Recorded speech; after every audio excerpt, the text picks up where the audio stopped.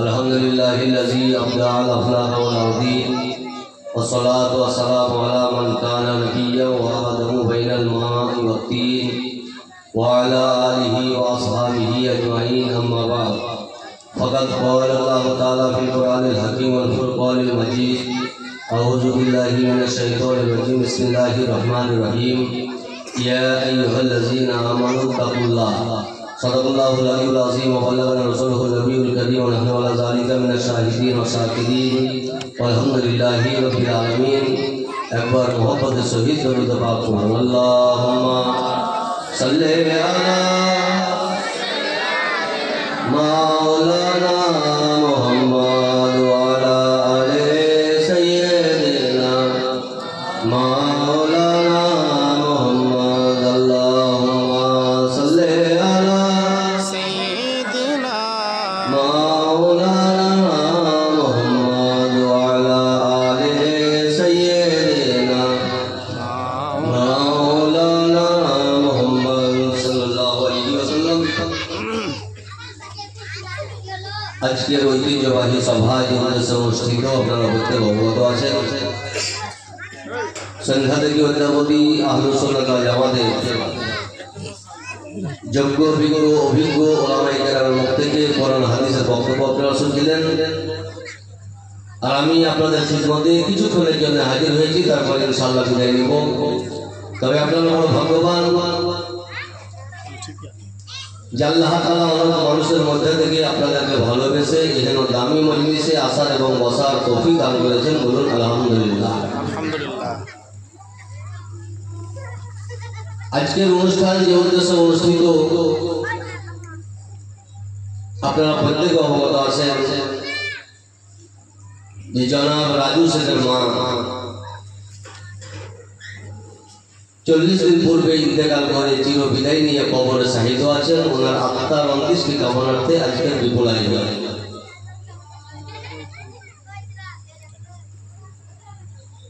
ছোট থেকে বড়, মিডিয়াম থেকে হাই ক্লাস প্রত্যেক মানুষ এতটুকু জানে যে মরতে হবে। যারা পড়ালেখা করেছে তারাও জানে, যারা পড়ালেখা করেনি তারাও জানে যে মরতে হবে। যারা কলমা পড়েছে তারাও জানে মরতে হবে, যারা কলমার ধারে কাছে আসেনি তারাও জানে মরতে হবে। এতদূর একমত, কিন্তু মরার পর কি হবে যাতে ইখতিলাফ শুরু। এই কারণে আজ আমাদের পশ্চিমবঙ্গে গরুর মাংস নয়, উটের মাংসে যদি বিরিয়ানি হয় তথাপিও লোক পাওয়া যাবে না। কারণ একটা জিনিস যতক্ষণ পর্যন্ত আমাদের মাথায় না ভরতে পারবো ততক্ষণ পর্যন্ত হায়দ্রাবাদের বিরিয়ানিও যদি জলসায় বিতরণ করা হয় তথাপি লোক পাওয়া যাবে না। সেটা কি যে অনেক মানুষ এখনো জানে না যে আমাদেরকে একদিন দুনিয়া ছেড়ে বিদায় নিয়ে কবরে যেতে হবে। কাউকে যদি জিজ্ঞাসা করেন তো বলে যে ভাই ও মারা গেল ক্যান্সারে, ও মারা গেল হার্ট অ্যাটাকে, ও মারা গেল ম্যালেরিয়াতে, কিন্তু তুমি কিসে যাবো তোমার চিন্তা কি কোনদিন করেছো? এখানে এসে চুপ। কিন্তু প্রত্যেকের মাথায় যদি আমাদের ঢুকে যায় যে আমরা দুনিয়াতে এসেছি, আমাদেরকে দুনিয়া ছেড়ে 1 মাস 2 মাসের জন্য নয়, লাইফ টাইমের জন্য ত্যাগ করে কবরে যেতে হবে, এই চিন্তা যতক্ষণ পর্যন্ত আমাদের ব্রেনে আসবে না ততদিন পর্যন্ত মিলাদে লোক হবে না। ঠিক না বেটি? তো যাই হোক, এখানে লোক হোক কি না হোক, এটা পার্টির কোনো মিটিং নয়। নবী মুস্তাফার কথা অনুযায়ী চতুর্দিকে হাজার হাজার রহমতের ফেরেশতার আবির্ভাব ঘটেছে। সুবহানাল্লাহ।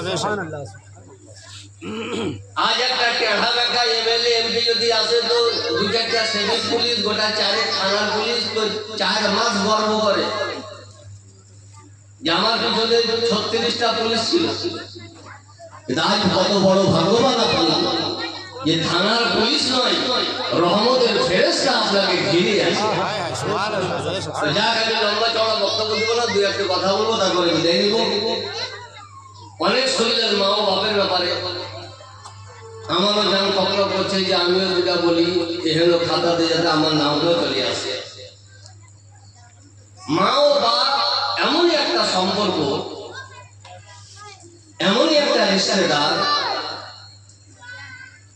যার ব্যাপারে এসডিও ভিডিও ডিএম নয়, স্বয়ং নবী মুস্তাফা সাল্লাল্লাহু আলাইহি ওয়াসাল্লাম বলেন, মা মিন ওয়ালাদিন বারিন ইয়ানজুরু ইলা আবওয়াইহি নজরাত রাহমাতিন ইল্লা কাতাবাল্লাহু লাহু বিকুল্লি নজরাতিন হাজ্জাতান মাবরুরা। সুবহানাল্লাহ।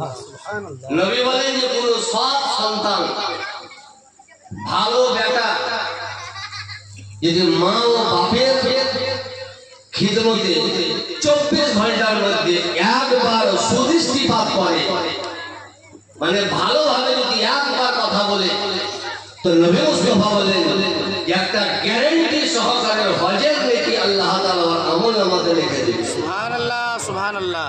মানে একটা হজ কবুল হলে যে নেকি পাওয়া যায়, এহেন হজের নেকি আল্লাহ তাআলা ওই বেটার আমল আমাদের লিখে দিবেন।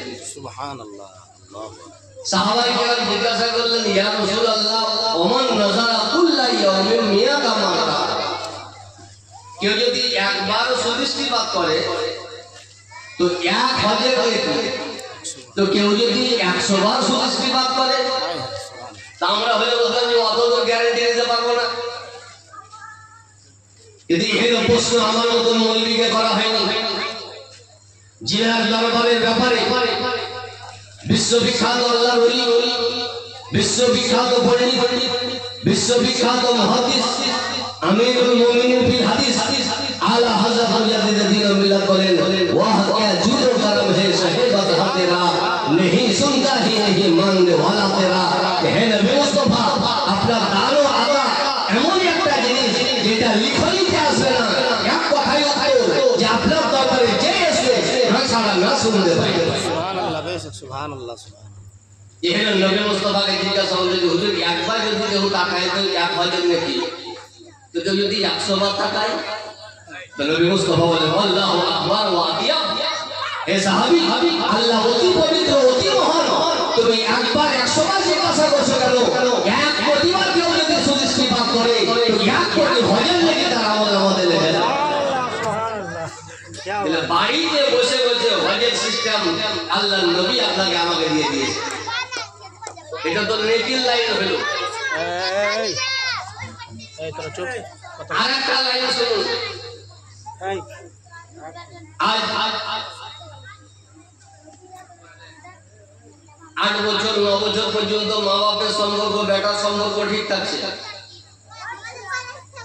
12 বছর যেমনই পড়ে গেল তেমন থেকে বিচ্ছিন্ন শুরু হলো।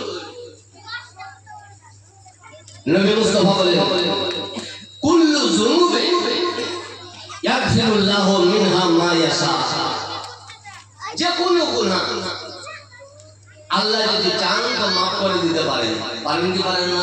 জি জি, বেশক পারেন কি পারেন না? যে কোনো গুনাহ আল্লাহ ইচ্ছে যা মাফ করে দিলাম।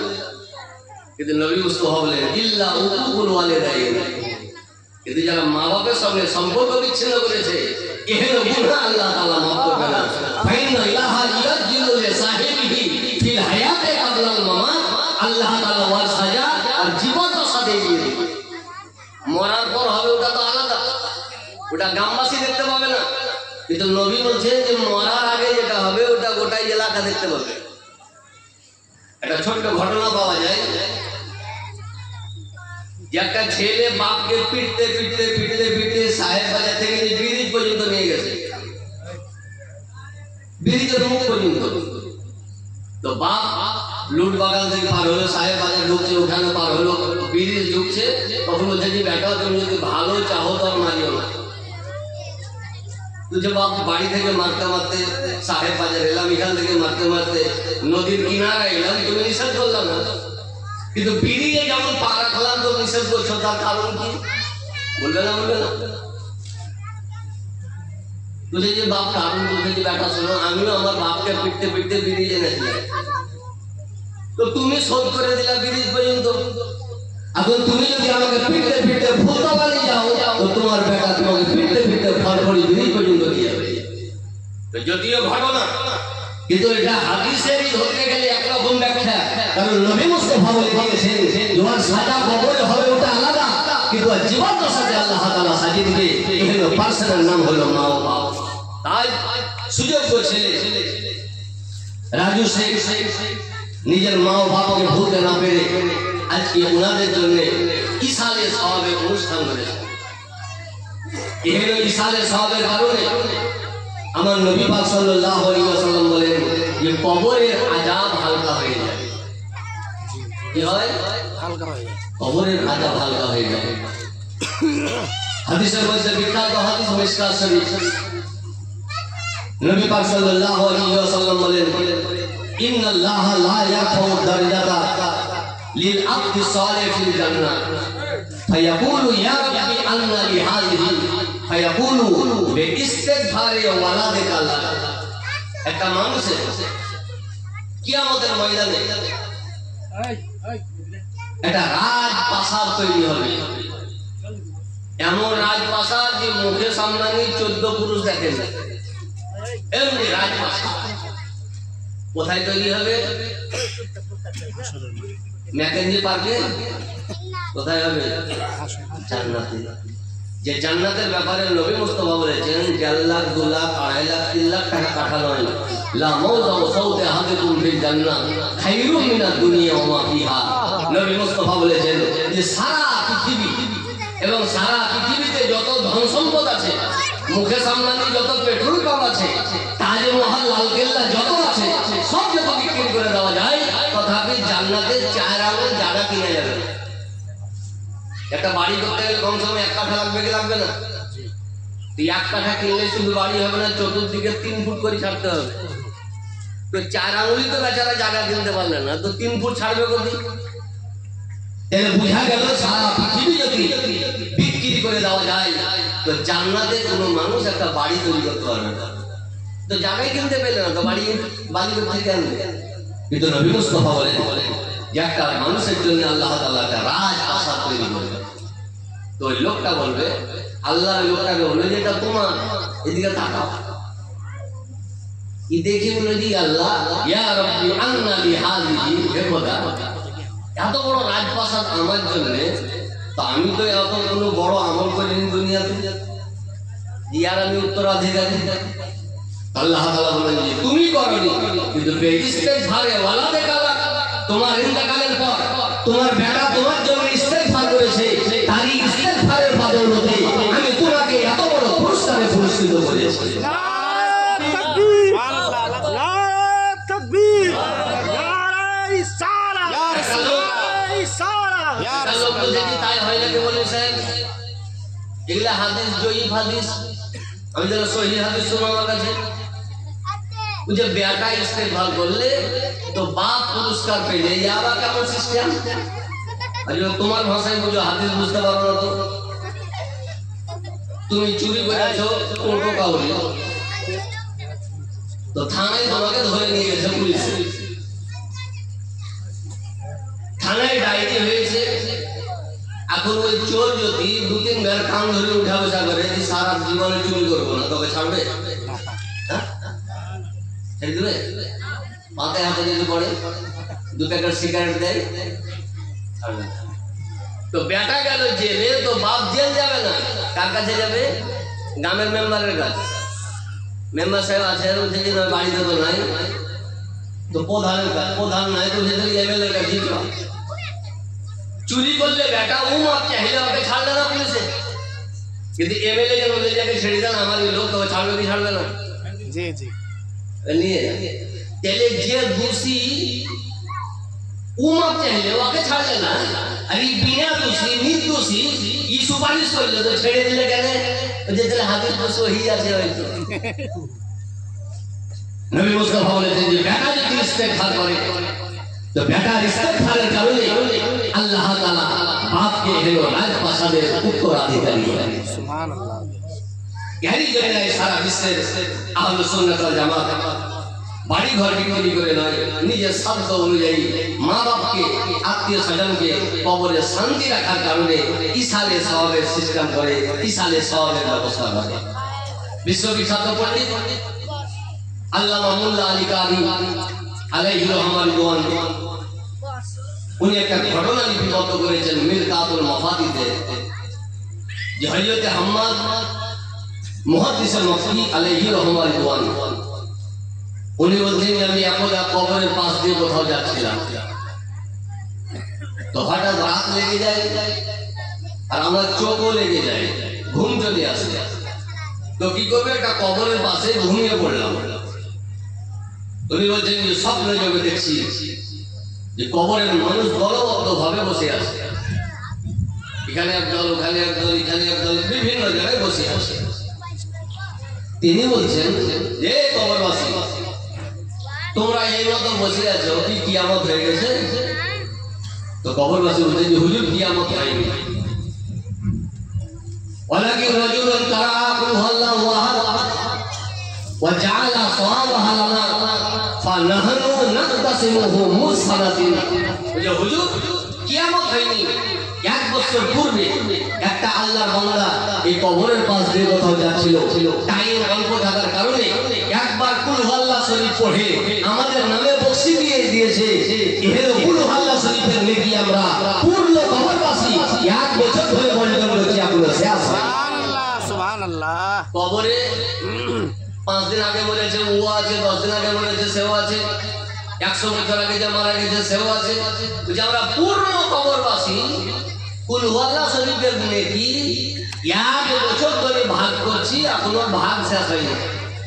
বলার উদ্দেশ্য হলো এটা যে আকারে ছোট কুল হুয়াল্লাহ শরীফের নেকি বন্টন করতে যদি পূর্ণ কবরবাসীকে এক বছর টাইম লাগে, তো পূর্ণ কোরআন পড়ে তাহলে নামে যদি অল্প করে রায় তো কয় হাজার বছর টাইম লাগবে। একটা নিজে নিজে চিন্তা করতে, তাহলে বুঝা গেল এই যে আমরা চাহারুল চল্লিশা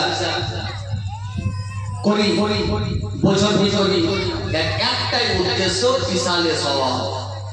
আর ইসালে সওয়াব এমন একটা জিনিস যে কিয়ামত পর্যন্ত কোন মানুষ ইসালে সওয়াবকে নাজায়েজ বলতে পারবে না। ইসালে সওয়াবের ব্যাপারে যে কোনো জীবিত ব্যক্তি যদি ভাবে যে আমি মাইয়েতের কবরে কিছু নেকি পাঠাবো, নবী বলছেন যে পুরা সব ফাঁকা আছে, পাঠাইতে পারবে।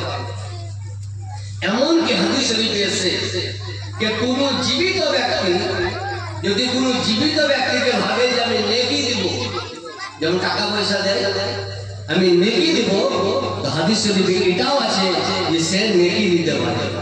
তাহলে জীবিত জীবিতকেও দিতে পারে, জীবিত নিজের মাইয়াকে দিতে পারে, এর নাম হলো ইসালে সওয়াব। বিশ্ববিখ্যাত সাহাবী হযরত আবু হুরায়রা রাদিয়াল্লাহু আনহু উনি বসে আছেন, তো একদল মানুষ ওনারা হজ করতে যাচ্ছেন পায়ে হেঁটে। তো হযরত আবু হুরায়রা রাদিয়াল্লাহু আনহুর সঙ্গে দেখা, তো হযরত আবু হুরায়রা বলছেন যে তোমরা কোথায় যাচ্ছ? যে হুজুর আমরা হজ করতে যাচ্ছি। বলে তোমরা যে রাস্তা ধরে হজ করতে যাচ্ছ, কিছুক্ষণ পর একটা গ্রাম পড়বে, যে গ্রামের নাম হলো উবুল্লাহ।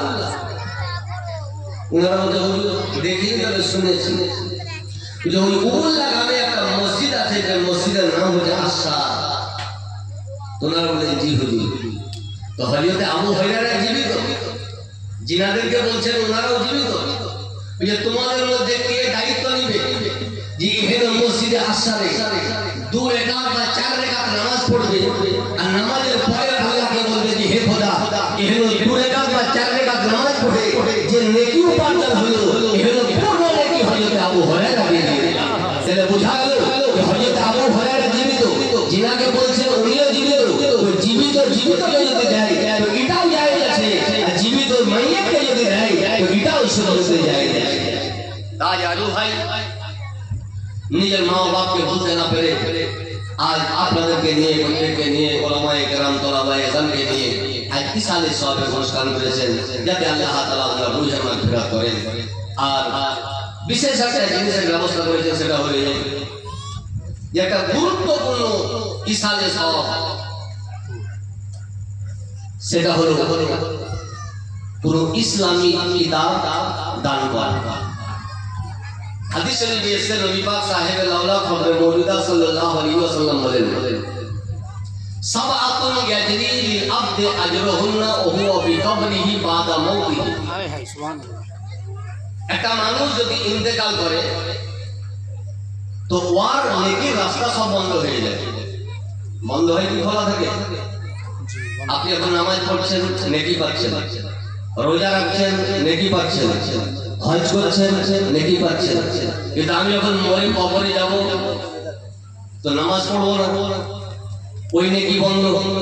রোজার টাইম হইলে আমি রোজা রাখবো না, এখানেও নেকি বন্ধ। হজের টাইমে হইলে আমি হজ করবো না, তো এখানেও নেকি বন্ধ।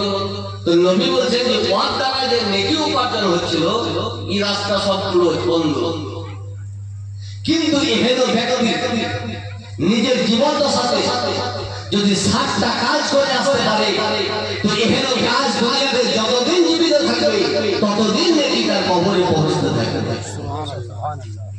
ওর মধ্যে নবী বলেন, মান আল্লামা ইলমান, কোন ব্যক্তি ধর্মীয় শিক্ষা কাউকে শিখিয়ে এলো, সে ওস্তাদ ইন্তেকাল করে চলে গেল, ছাত্র জীবিত থাকলো, ওই ছাত্র কাউকে শিক্ষা দিল, ইন্তেকাল করলো, এহেরও ছাত্র কাউকে শিক্ষা দিল, সে ইন্তেকাল করলো, এহেরও সিলসিলা কিয়ামত পর্যন্ত চলবে। তো নবী মুস্তাফা বলেন, প্রথম ওস্তাদ যে শিক্ষা দিয়েছে ওর কবরেও নাকি পৌঁছতে থাকবে। মান আল্লামা ইলমান আও কারা নাহারান, জমিতে পানির জন্য ডিপের ব্যবস্থা নেই, স্যালোর ব্যবস্থা নেই, নবী বলেন কেউ যদি ওখানে পানির ব্যবস্থা করে দেয় চাষ করার উদ্দেশ্যে, তো এখানে চাষ আবাদ যতদিন হবে নেকি ততদিন হবে। আও হাফেরা বিরান, তখন মসজিদ বা মাদ্রাসায় পানির ব্যবস্থা যদি করে দেয় তো এখানে পানিতে মানুষ যতদিন উপকৃত হবে, নবী বলছেন যে নেকি কবরে যাবে। আও গারাসা নাখলান, বা কোনো রাস্তায় যদি কোনো গাছ রোপণ করে দেয়, যে গ্রীষ্মকালে মানুষ এখানে গাছের ছায়ায় আশ্রয় নিবে, তো যতদিন আশ্রয় নিবে মানুষ ততদিন নবী বলছেন যে নেকি পেতে থাকবে। আও বানা মসজিদান, বা আল্লাহর উদ্দেশ্যে নেকির উদ্দেশ্যে কেউ মসজিদ বানিয়ে দিল, তো নবী মুস্তাফা বললেন মসজিদ যতদিন নেকি ততদিন পেতে থাকবে। আও ওয়ারাসা মুসাফান, বা মসজিদ বা মাদ্রাসায় বা কোনো ব্যক্তিকে কেউ যদি ধর্মীয় কিতাব কোরআন শরীফ হাদিস ইত্যাদি দান করে, তো এই হেন কিতাব দুনিয়াতে যতদিন পাঠিত হবে ততদিন নেকি তার কবরে পৌঁছতে থাকবে। আও তারাকা ওয়ালাদান ইস্তাগফিরু লাহু বাদা মাউতিহি, বা কোনো সুসন্তান বাড়িতে রেখে এসে, কোনো ছেলে যোগ্য বাড়িতে রেখে এসে, এহেন যোগ্য ছেলে যদি ইস্তেগফার করে তো সুবহানাল্লাহ ওয়ার কারণে তার কবরের আযাব মাফ হয়ে যাবে। তাই আলহামদুলিল্লাহ ইনার মা এবং ইনার বাপ কত বড় ভাগ্যবান, এক তো সুসন্তান বাড়িতে রেখে গেছে, যে মা বাপকে ভুলতে না পেরে এত বড় একটা ব্যবস্থা করে ফেলেছে। এক তো সন্তানের নেকি কবরে যাবে, ইস্তেগফারের কারণে কবরের আযাব হালকা হবে। আর দ্বিতীয়ত সুবহানাল্লাহ নবী পাক সাল্লাল্লাহু আলাইহি ওয়াসাল্লামের হাদিস অনুযায়ী উনি সুবহানাল্লাহ ইসলামিক সব হাদিসের কিতাব উনি রেখেছেন, মাদ্রাসায় দান করবেন। এহেন কিতাব সুবহানাল্লাহ যতদিন দুনিয়াতে মানুষ পড়তে থাকবে ততদিন নেকি কবরে পৌঁছতে থাকবে। তাই আজ ইসালে সওয়াবের উদ্দেশ্যে উনি আয়োজন করেছেন। আল্লাহ তাআলা উনার মা বাপ আত্মীয় স্বজন যিনারা ইন্তেকাল করে কবরে শাহীদ আছেন, আল্লাহ তাআলা ওনাদের কবরকে জান্নাতুল ফেরদাউসের টুকরা বানিয়ে দেন। বলেন আল্লাহু আমিন। এ বলে বক্তব্য সমাপ্ত ঘোষণা করলাম। বড় ভাষার মাধ্যমে হয়ে যাবে ভুল ত্রুটি ক্ষমা প্রার্থী। ওমা আলাইনা ইল্লাল বালাগ। আসসালামু আলাইকুম।